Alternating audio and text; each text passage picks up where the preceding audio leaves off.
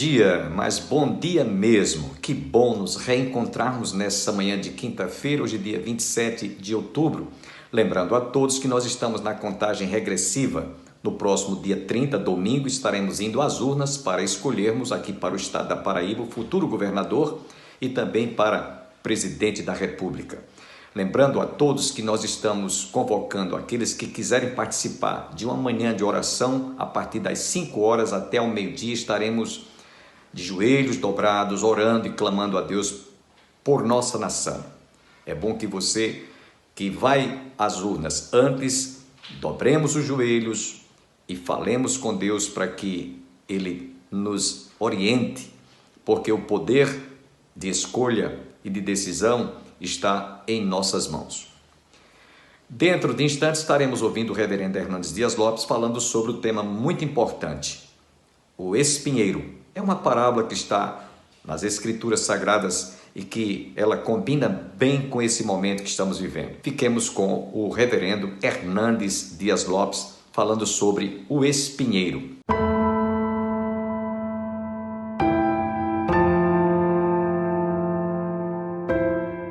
Eu quero falar com você sobre o governo desastroso do espinheiro. Então todas as árvores disseram ao espinheiro: vem tu e reina sobre nós. Livro de Juízes, na Bíblia, capítulo 9, verso 14. Em Juízes 9, 8 a 15, nós lemos sobre a parábola do espinheiro. Esta parábola, uma linguagem simbólica, fala sobre o governo do espinheiro sobre todas as árvores. As árvores tomaram a decisão de ungir para si um rei que reinasse sobre todas elas. A primeira candidata ao reinado era a oliveira, mas esta escusou-se dizendo que não deixaria seu óleo, estimado por Deus e pelos homens, para ascender ao poder. Foram então atrás da figueira, rogando a ela que reinasse sobre elas, mas essa também recusou, dizendo que não deixaria sua doçura e o seu bom fruto para pairar sobre as demais. Ato contínuo, as árvores recorreram à videira, apelando que ela reinasse sobre as demais árvores, mas esta, de igual modo, justificou-se dizendo que não deixaria seu vinho, que agrada tanto a Deus como os homens, para reinar. Baldados todos os esforços, todas as árvores disseram ao espinheiro para vir e reinar sobre elas. O espinheiro respondeu às árvores que, se elas estavam ungindo para governar, todas elas deveriam vir e refugiar-se debaixo de sua sombra, mas se não viessem, do próprio espinheiro sairia fogo devastador para consumir até os cedros do Líbano. Essa parábola enseja-nos 4 lições. Em primeiro lugar, uma omissão perigosa. A oliveira, a figueira e a videira receberam um apelo de todas as árvores para que reinassem sobre elas. Mas cada uma deu uma desculpa para fugir da governança. As árvores frutíferas e úteis foram consultadas para esse posto de liderança, mas todas se omitiram. Preferiram o conforto de sua posição do que os riscos da liderança. Ao recusarem a convocação, abriram espaço para o espinheiro governar. A omissão covarde dessas árvores boas pavimentaram o caminho para a liderança de um arbusto ruim. Quando os bons se omitem e ficam em silêncio, os maus governam. É triste ser governado por um espinheiro. Um espinheiro nada produz, a não ser sofrimento. Onde o espinheiro reina, as pessoas sofrem e sangram. Em segundo lugar, uma desculpa descabida. A oliveira declinou da sua convocação para o reinado, dizendo que não podia parar a produção do seu óleo, prezado por Deus e pelos homens. A figueira renunciou ao privilégio do convite, argumentando que sua doçura e seu bom fruto era motivo suficiente para continuar existindo e que não tinha aspirações mais elevadas. Já a videira justificou sua negativa à honrosa convocação, dizendo que o seu papel era produzir vinho, pois este é agradável a Deus e aos homens. Nenhuma árvore boa aceitou o convite para reinar. Todas declinaram. Suas desculpas pareciam plausíveis, mas eram descabidas. A omissão delas pavimentou o caminho para o espinheiro assumir o trono e trazer tanto sofrimento. Em terceiro lugar, uma opção desastrosa. As árvores, depois de baldados todos os esforços de buscar um rei, recebendo reiteradas negativas ao seu apelo, recorreram ao espinheiro, convocando-o a reinar sobre elas.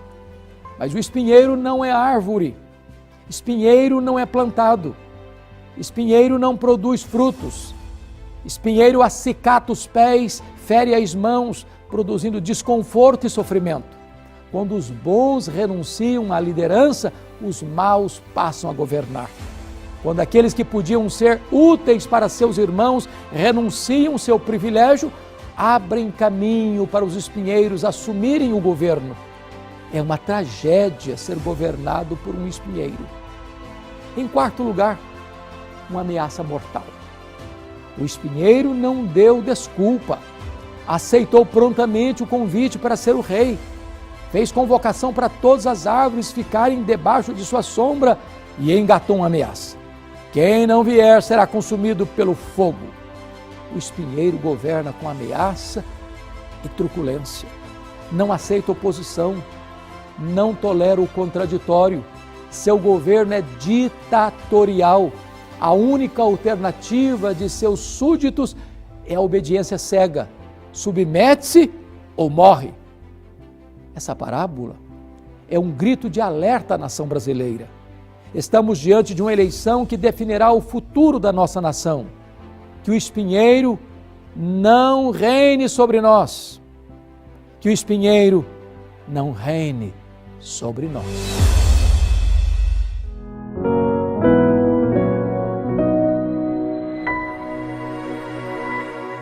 Mateus, versículo 24, diz assim: portanto, quem ouve estas minhas palavras e as pratica, é como um homem prudente que construiu a sua casa sobre a rocha. Caiu a chuva, transbordaram os rios, sopraram os ventos e deram contra aquela casa, e ela não caiu, porque tinha seus alicerces na rocha. Mas quem ouve estas minhas palavras e não as pratica, é como um insensato que construiu a sua casa sobre a areia. Caiu a chuva, transbordaram os rios, sopraram os ventos e deram contra aquela casa, e ela caiu, e foi grande a sua queda. Irmãos, esse texto que Deus ele colocou em meu coração após alguns momentos de oração, é um texto bastante conhecido, já acredito que de toda a igreja. Um texto onde Jesus ele estava pregando a palavra, quando ainda Jesus estava aqui na terra com o seu ministério terreno, e chegou num certo momento que Jesus, ele, ao ser batizado pelo João Batista, ele pregando, curando enfermos, endemoniados, pessoas deficientes mentais, que a NVI chama loucos, e tantas outras pessoas que estavam enfermas, ou passando por algum tormento, e Jesus, ou essas pessoas eram levadas a Jesus, e Jesus as curava. Portanto, nesse exato momento do ministério terreno de Cristo, ele já estava se tornando bastante conhecido.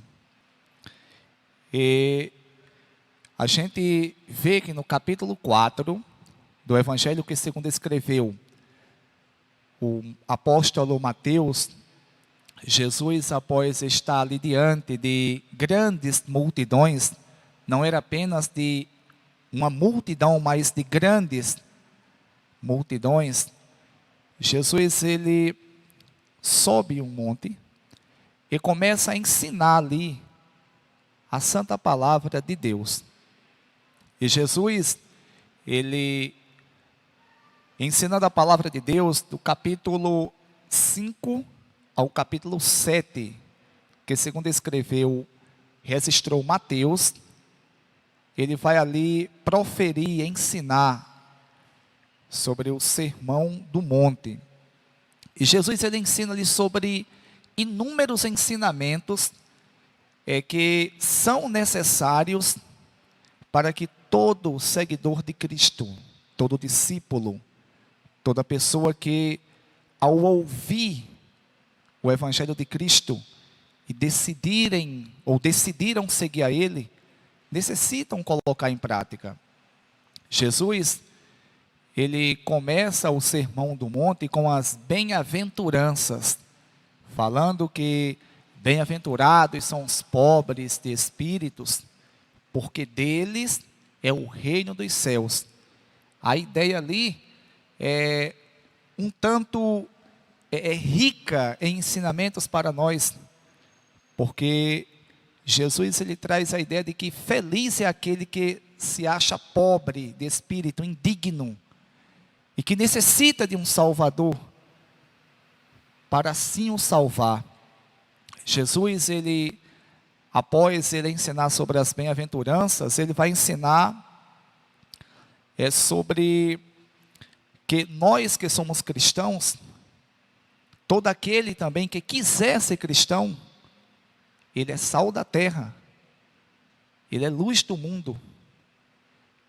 E no contexto que Jesus ele fala, ou que ele explica, ele tem ali, ele mesmo dá a definição que o crente, a pessoa que serve a Deus, ele tem que fazer a diferença.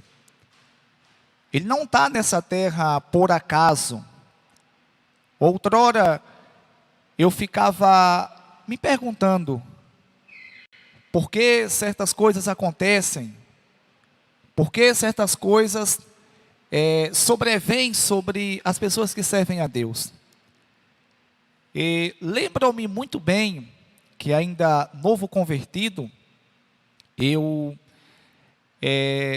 todas as vezes que eu ia orar, principalmente à noite, eu dizia: Jesus, se porventura, Jesus, eu não tiver força para seguir o Senhor, que o Senhor me leve, me prepare e leve, mas nunca mais me deixe voltar para as práticas promíscuas que outrora, no outro momento, eu praticava.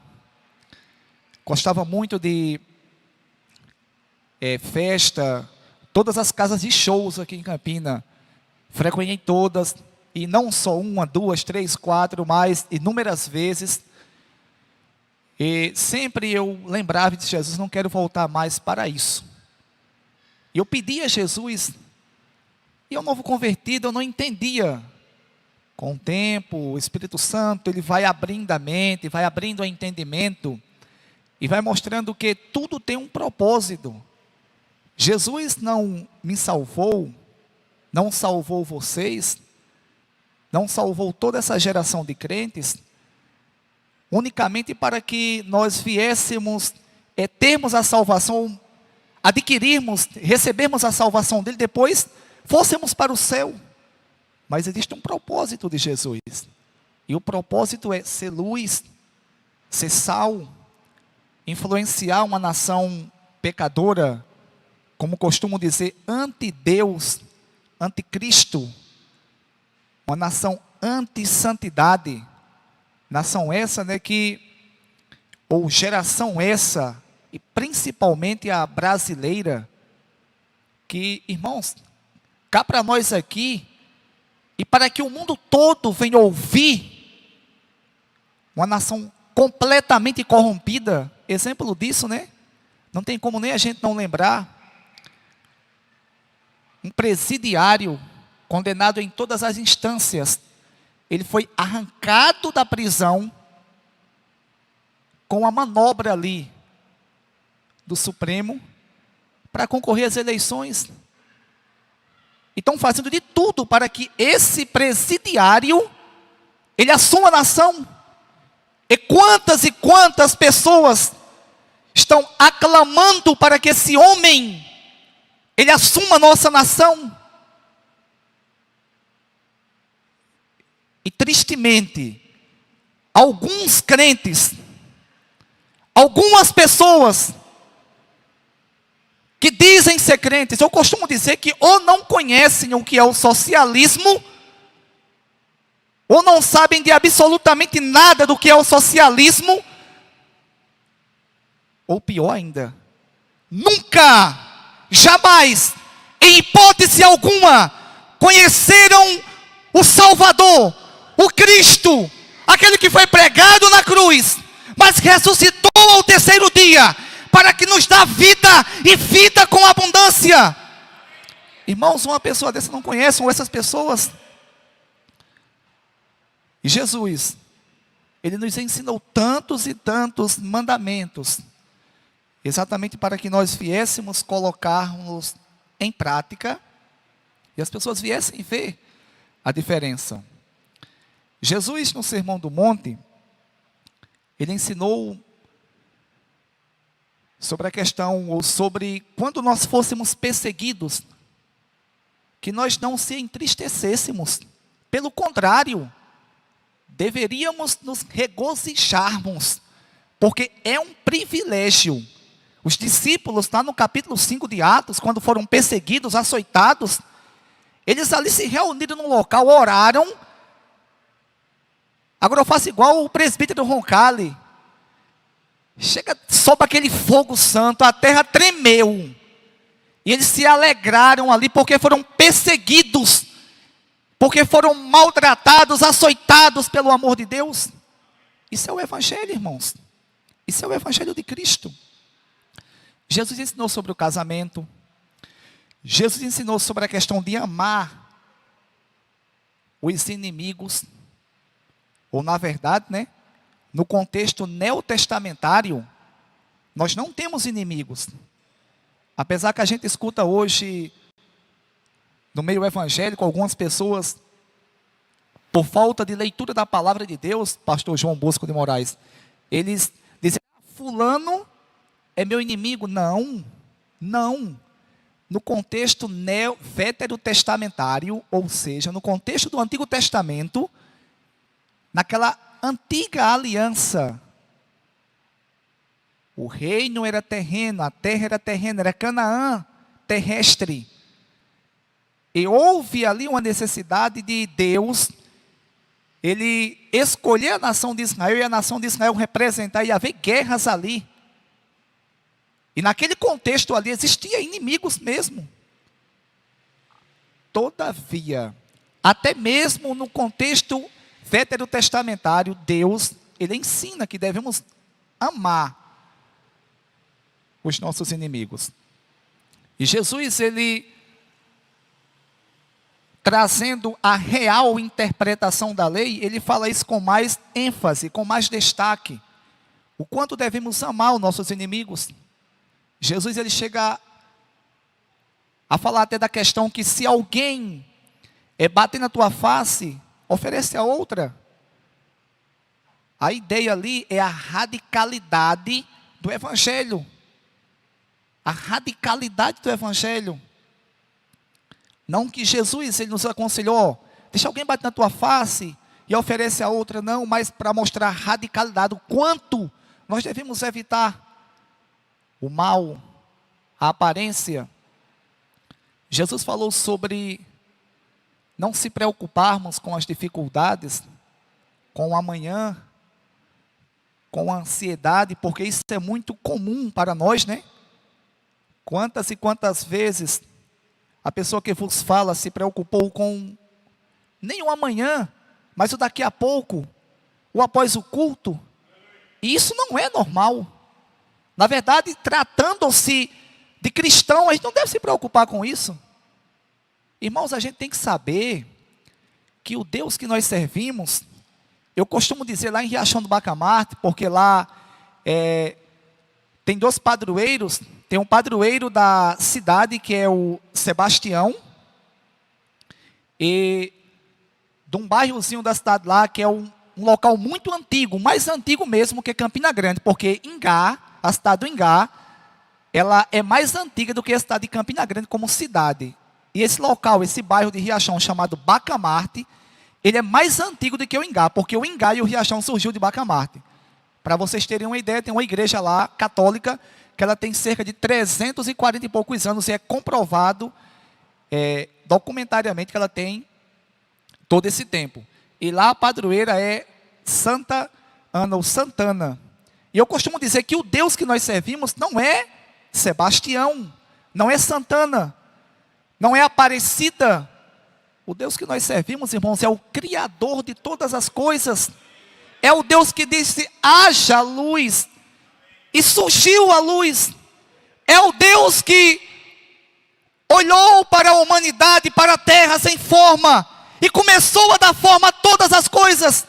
Colocar água no seu devido lugar, colocar ali as plantas, as aves, os répteis, e tudo isso Ele criou do nada. Todas as galáxias que existem, tudo isso, irmãos, foi Deus que criou. Aí diante disso, a Bíblia vai nos ensinar que não existe nada, absolutamente nada que se equipare a Deus. Exemplo, a Bíblia vai usar um termo, dizer que Satanás é o inimigo de Deus. E algumas pessoas até de vez em quando, pregando ou até vendo no Facebook, eles dizem: não, coloca lá uma foto de Satanás, de Jesus, um homem, um bicho representando lá, uma caricatura de Satanás e Jesus, e travando uma quebra de braço. Mas isso não existe, irmãos. Satanás é derrotado, Satanás é mais do que perdedor. O Deus que nós conhecemos, como eu estava falando sexta-feira na escola bíblica, o porquê? Porque um irmão novo convertido da nossa igreja perguntou: Romualdo, por quê? Deus, sabendo que Adão ia pecar, Ele permitiu que ele ia pecar para se revelar à humanidade.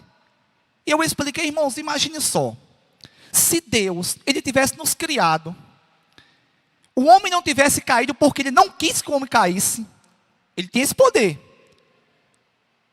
e tudo fosse de acordo com um propósito inicial,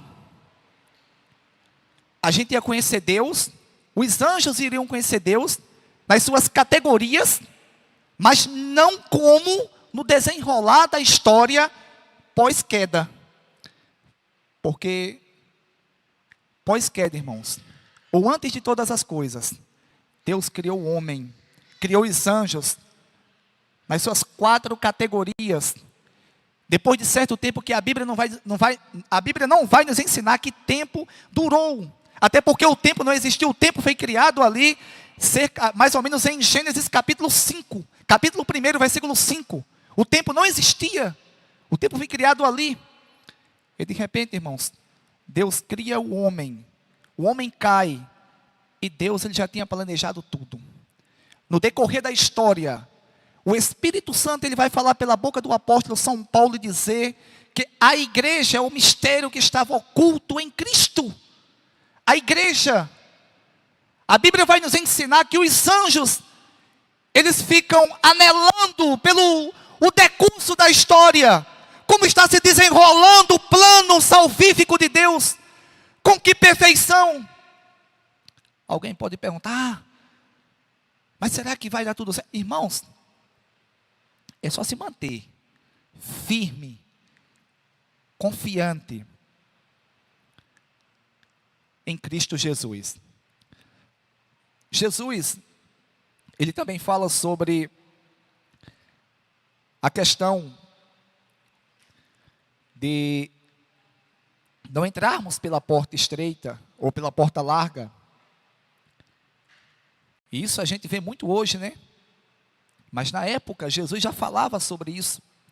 Jesus fala também sobre os falsos profetas, que a gente vai conhecer ele pelos frutos. Irmãos, muitos e muitos assuntos que a igreja, o corpo de Cristo necessita, ele falou no Sermão do Monte. Portanto, quando chega no versículo 24, Jesus fala, concluindo o Sermão do Monte, portanto, quem ouve estas minhas palavras e as pratica, é como um homem prudente que construiu a sua casa sobre a rocha. Caiu a chuva, transbordaram os rios, sopraram os ventos e deram contra aquela casa, e ela não caiu, porque tinha seus alicerces na rocha. Irmãos, Jesus, ele ensinou, concluindo o Sermão do Monte, que todo crente, ele tem o dever de ouvir as palavras de Deus e as praticar. Uma coisa que chama a atenção de qualquer um, quando lê esse texto, ou essa perícope, é que Jesus, ele fazendo, ou contando essa analogia, fazendo essa analogia da casa edificada na rocha e na areia, o interessante é que ele fala, chama um de prudente e o outro de insensato. O prudente edificou na rocha, nos ensinamentos de Cristo. O insensato na areia. Mas os dois edificaram. Os dois edificaram. As tempestades, as dificuldades, elas vieram também para os dois, nas mesmas intensidades. Todavia, como Jesus falou, portanto, quem ouve estas minhas palavras e não as pratica, é como um homem prudente que construiu a sua casa sobre a rocha. Caiu as chuvas, transbordaram os rios, sopraram os ventos e deram contra aquela casa, e ela não caiu, porque tinha seus alicerces na rocha. Irmãos, a Bíblia Sagrada, ou a palavra de Deus, no seu cano geral, ela foi nos dada por Deus para nós estudá-la, aprender e colocarmos em prática. Acredito que você há de convir o motivo pelo qual temos que fazer esta abrupta interrupção, mas você está convidado amanhã a ouvir a conclusão desta mensagem. Estamos chegando ao término de mais um programa, mas eu gostaria de lembrar a todos, nesse domingo, nós estaremos indo às urnas escolhermos aquele que há de dirigir os destinos da nossa nação. E a Igreja do Calvário estará de portas abertas a partir das 5 horas da manhã até ao meio-dia, em um momento de oração e jejum por nossa nação. O poder da decisão está em nossas mãos, mas também joelho no chão. A Igreja do Calvário está de portas abertas, como dissemos, a partir das 5 horas até o meio-dia, e estaremos ali orando para que este pleito seja de acordo com a soberana vontade de Deus. O resultado seja feita a vontade de Deus. A Igreja do Calvário está situada às margens do Açude Velho, confluência com o Parque da Criança, no início da Avenida Brasília. Você está cordialmente convidado. Desejo a todos um bom dia e até amanhã, se Deus assim nos permitir. Muy cansado estou, mas procuro, Senhor, dele é a voz que eu almejo ouvir. Na gloriosa manhã, ou à noite a dormir, haverá paz no vale pra mim.